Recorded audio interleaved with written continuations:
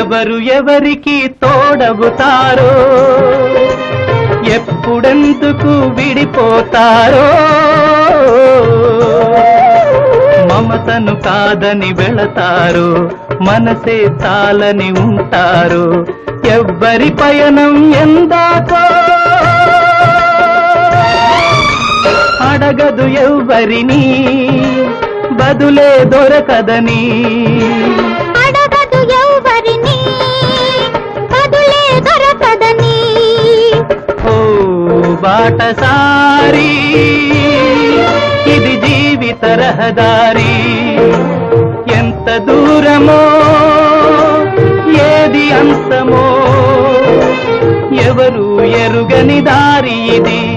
ఒకరికి సొంతం కాదు ఇది ఓ బాటసారి